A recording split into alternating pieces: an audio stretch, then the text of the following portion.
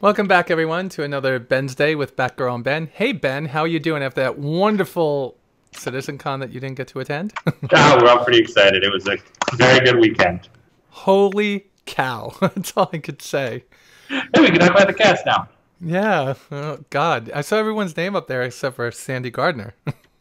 Yeah, I thought she should have been up there, but I do, too, but, you know. we would have heard from our trolls.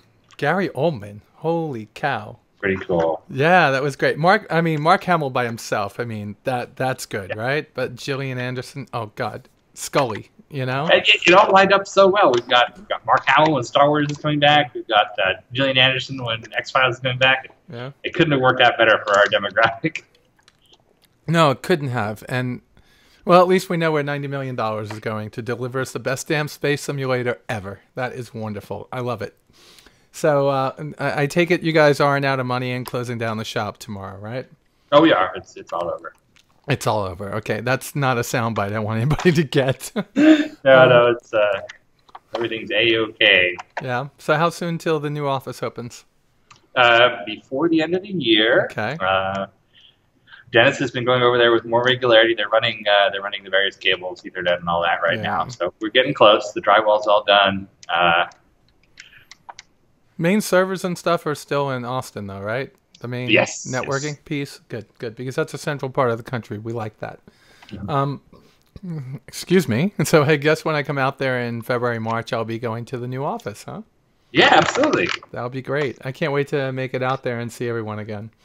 And just so, I mean, maybe I get to see the place a little bit different than everybody else. I mean, 2 visits, I've spent over 12 hours there. It's been pretty awesome, you know? I may want to be happy to have you. Yeah, I may want to be a fly on a wall again. At least I could give people what actually goes on there instead of the speculation other people like to put forth. Well, you know, we do so many live streams and have our people chatting 24/7. It feels like everybody should know what goes on here. I like the fact that I thought I saw some kind of I guess a thread or a place for employees to post not game related, but like environment related stuff about how good it is to work there and stuff. Is that something that you've thought about, or Sandy's thought about letting them do on the website? It doesn't look canned. We actually have a thread about it on the forum right now. It was started by it was Justin and Hennessy, who they were just, the rest of us know kind of to all this drama stuff.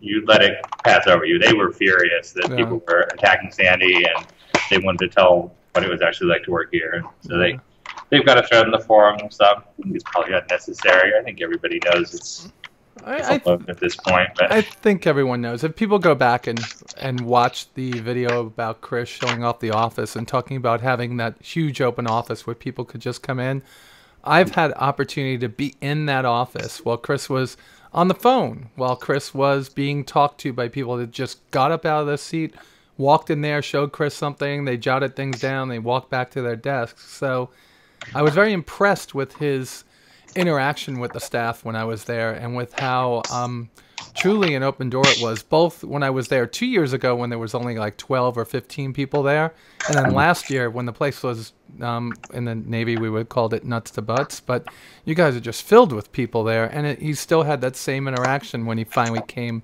in off the plane. He was late that time, if you remember. He was coming back from Manchester.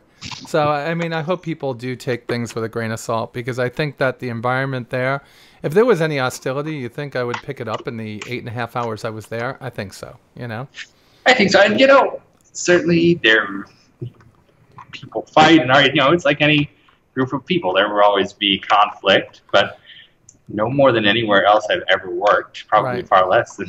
Well, it seems to be far less than... I had a job for a company called Major Steakhouse. I was the opening kitchen manager for them. I was there to help create the menu, make some recipes, and I had a GM throw a chair at me once.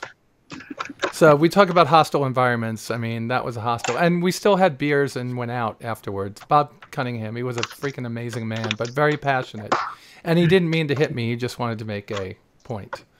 Chair shattered. That isn't going well at all. Yeah, well, it turned out all for the better. I became a much better person after that. Little bruised. All because he whacked me with a chair. No, he missed me by a mile. Like I said, he didn't try to hit me.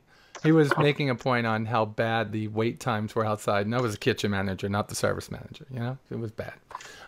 So let's jump on to what we're really here for, which is for our backers and primarily, hopefully, most of you that are getting your questions in are the people that don't get that true connection to Chris by being subscribers. So anybody could send me questions to ask to Ben. And I also talk to Sandy, and Sandy hooks me up with Chris once in a blue moon. So you never know when that might happen. So let's go on to the first question, which is going to be from my research editor, Dr. Jeffrey, and Pappy Boynton. I answered this question for them, but I want to see how you answer it. And it's going to be, on the Endeavor, will we be able to switch between the modules on our holo table in our hangar between missions like we do right now, or is there some other way that that happens? It's going to be at a repair station. Okay. Tony, he actually does this in the doc he put up with it. They talk about switching modules if you check in there. So you're going to have to fly it to a repair station and then pretty much put something in a computer there to tell them what you want done. Yeah, they'll swap it out for you. Okay. You can't just go up to a computer and say, hey, guys, take this ship over to your repair station and fix it, right?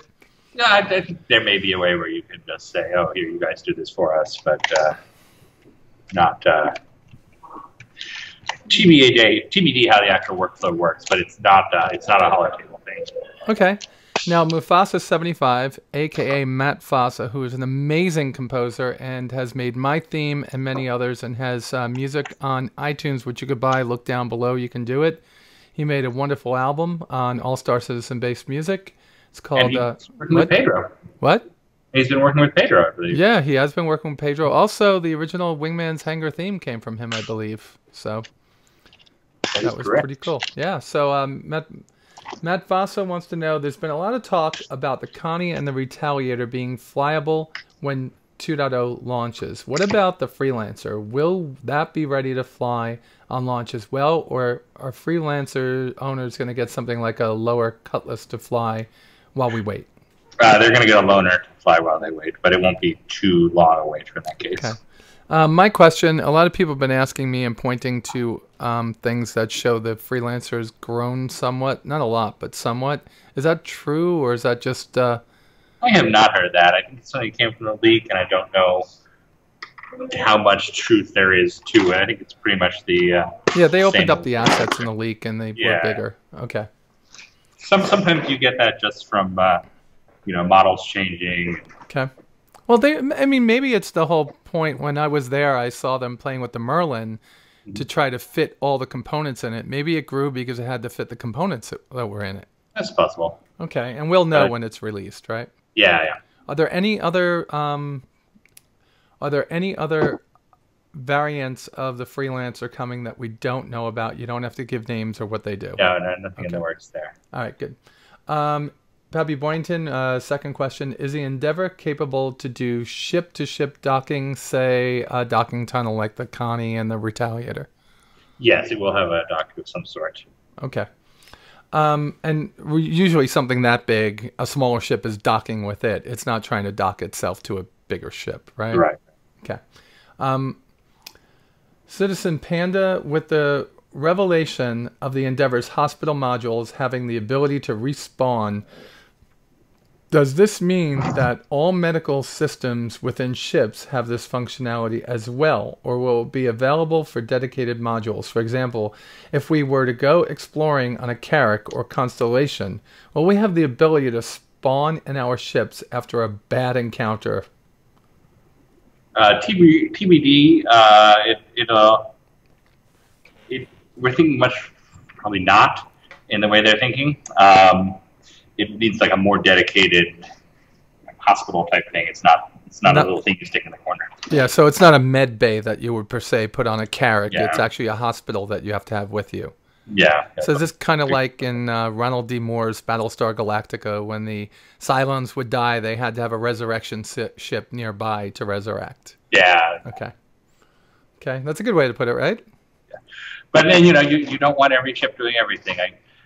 I don't want a ship that explores everything and also brings you back to life and does this and does that. Just I love the fact that you're starting to differentiate what the ships do and not and standing your ground as a group from having every ship do everything, because that really does reduce why would you buy a whole B if Hornet could get a rack and put a bunch of stuff in it, right? Yeah. All right. Just it delivers ice cream and that's it.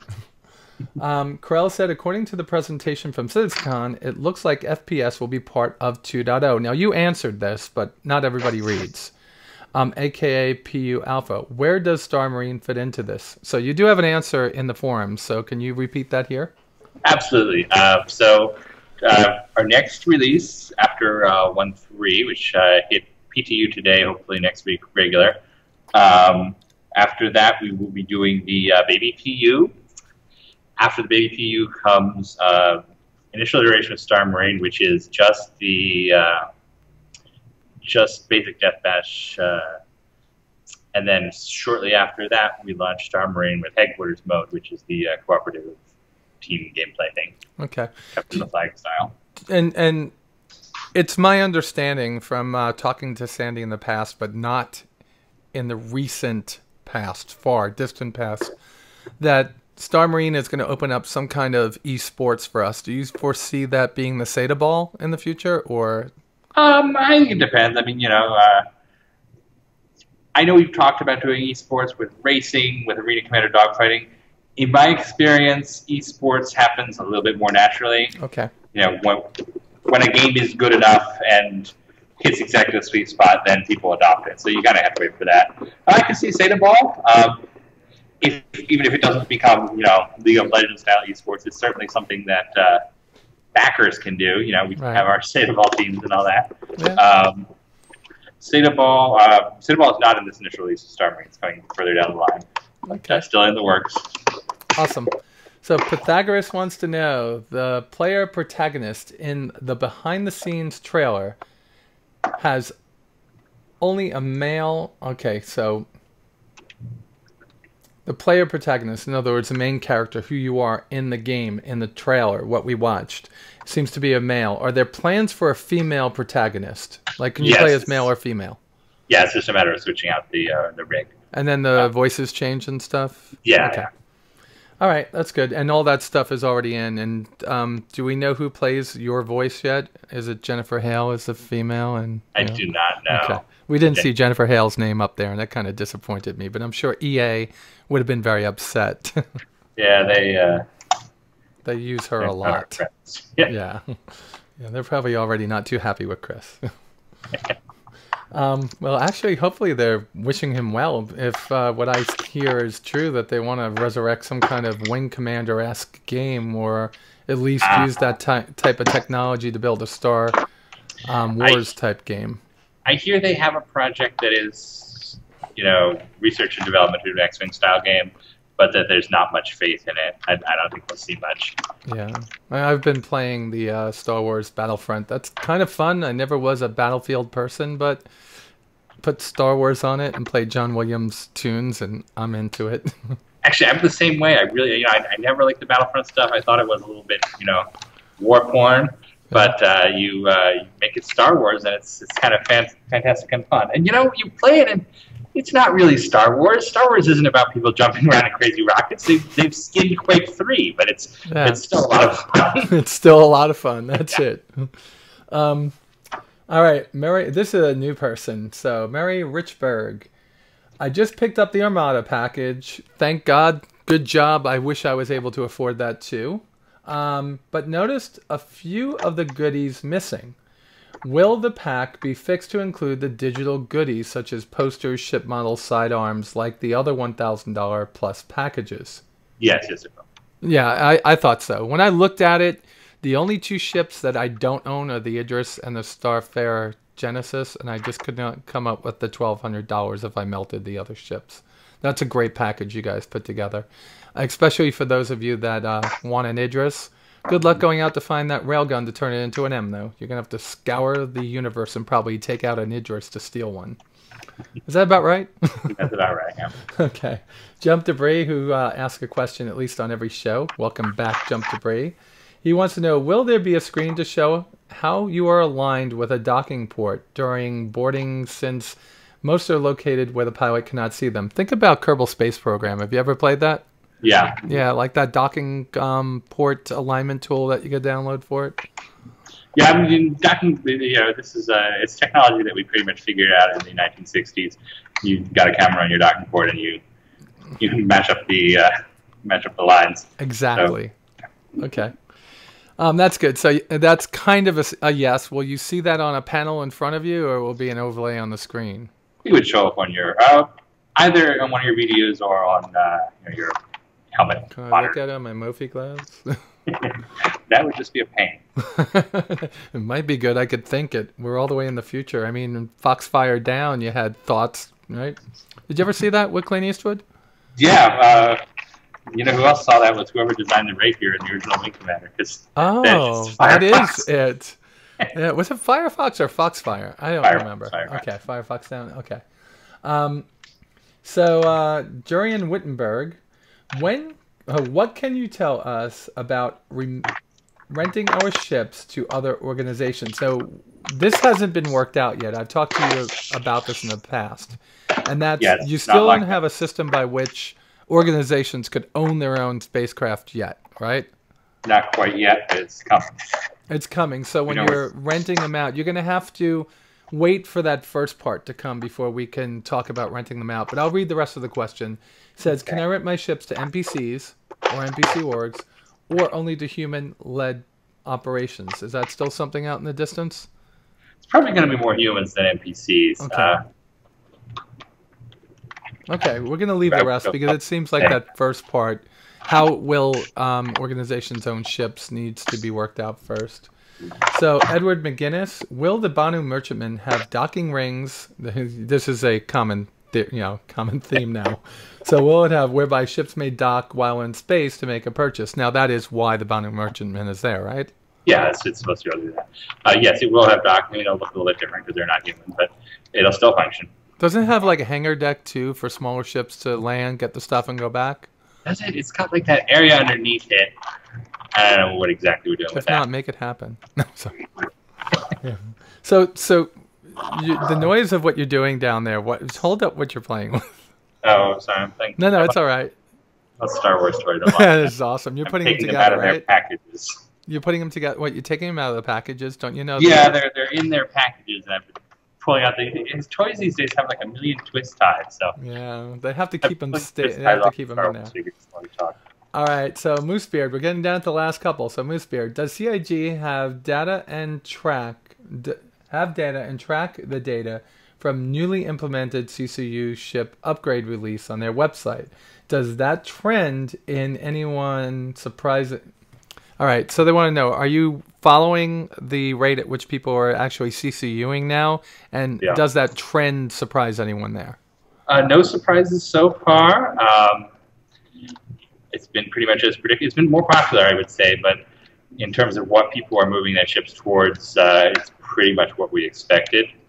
Do you have any ship in particular that you know of, or? Your most common thing is people moving smaller ships towards the Hornet. Okay. That seems to be the sweet spot for people who, kind of your average backer who's been thinking about a fancier ship all this time. Somebody who might have picked up an Aurora early in the campaign and now. Okay. To go a little bit ham.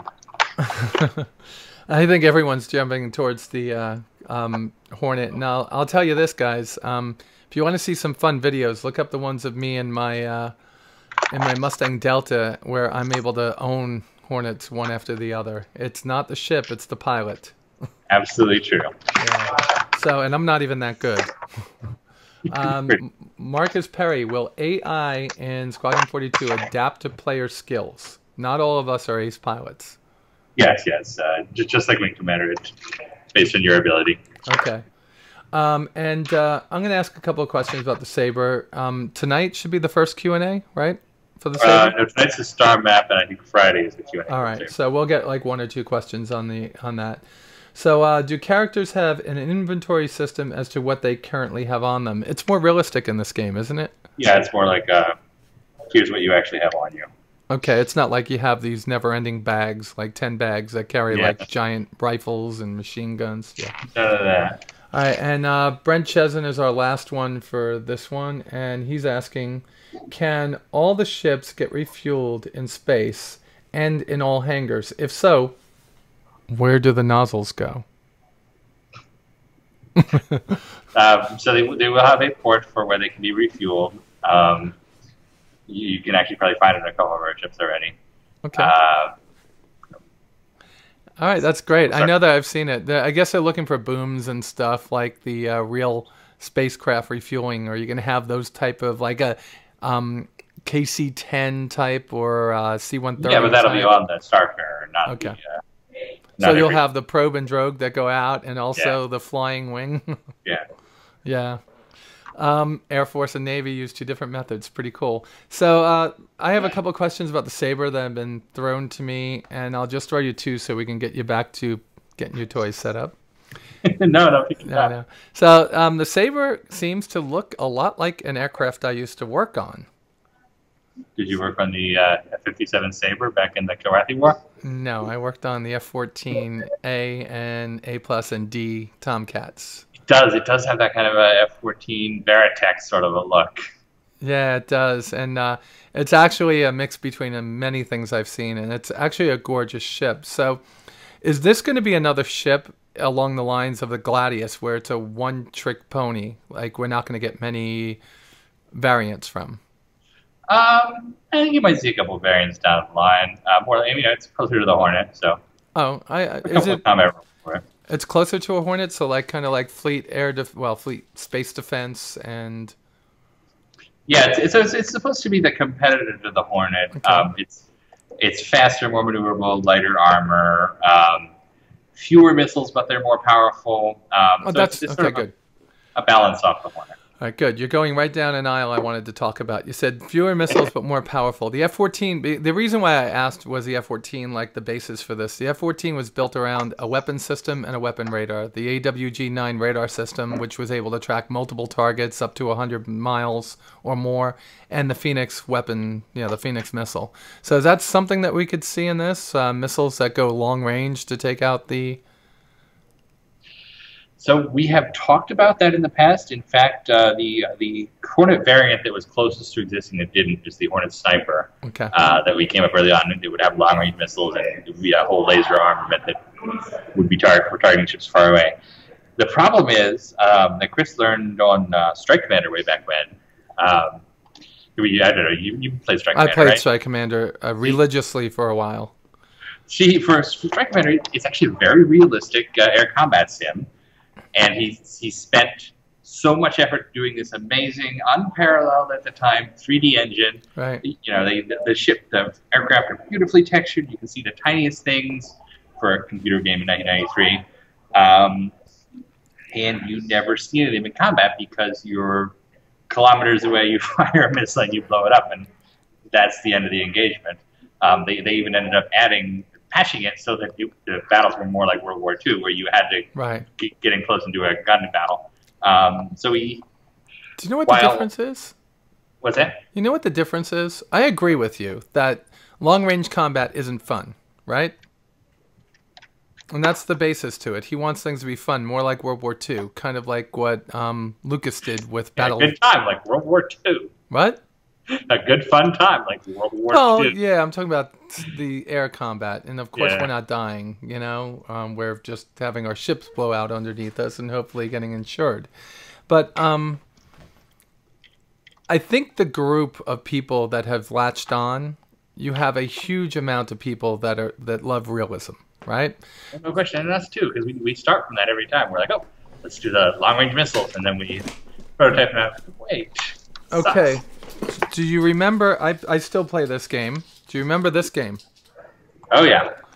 Do you know how much of this book? Look at this book, folks. You see how thick this is? So Chris made a game that was realistic. This has, I think it's something like 280 pages dedicated to how to use the radar system on the F-16A and C Fighting Falcon. So I can tell you this: realistic combat is fun for a while until you fly 8 hours on a mission, right? And you never see anything that you really take out. I like the way that he's going. I asked that question because in long-range engagements that I think of would be like maybe 10 kilometers where you could still see things. Maybe 12 kilometers, The cat is going crazy. Yeah, she's a nutcase. They call her Batcat. So the fact that she's in the room will mean that people get to talk about the crazy cat this week. See, Batcat is here. She's actually in heat. She's my daughter's cat, and I refuse to get her fixed until my daughter gives me the money, but I'm the one paying for it. So sorry about that. It's all right. We take care of our kids. All right, so sorry about putting you on the spot for the Saber. I think it's one of those. No worries. I for some reason I am drawn to the look and feel of the Aegis Dynamic ships, and I guess that's why you make so many different ships, so you can get the ones that you like. And this one by far. Oh, that's the. Showing robots that was a everywhere. droid. We sold out every one of those in the store I'm in. We had the ones that you could actually remote control with your iPhones. Allie has one of those. She loves it. Yeah, too bad you can't make it do the things in the movie that we're not going to see for another 2 months. All right, I guess we worked through the questions. We're getting a little bit off on a tangent now. We know that I love the Saber, so you all have to go out and buy one to support the show. No, just kidding. With that said, you just told me that 1.3 went live on the PTU. Yep. And is there an estimate in how much of time there would be between 1.3? Because that's where you bring all those builds together, right? So now this is the first time we're on the same build? Yeah, everything is. It's the dev build now, so it's yeah. There's no more their build and then moving it over to us. Okay. So this gets everything all set up. So there will not be another update between now and 2.0. Yeah, the 2.0 will be the next one after. Unless there's something easy a flash or fix necessary. Yeah. Yeah. Okay. Awesome. But we don't anticipate that. Good to know. Any surprises in here that we weren't told? No new ships? No. It's a pretty simple one from a public-facing standpoint. All right. Great, Ben. Thank you so much. No shitting. Enjoy those Star Wars toys. And I love your new space. It's so much quieter than before. Yes, I like it too. Thank you. All right. And you have a wonderful week. And guys, with that said, y'all be safe out there, and I'll talk to you soon.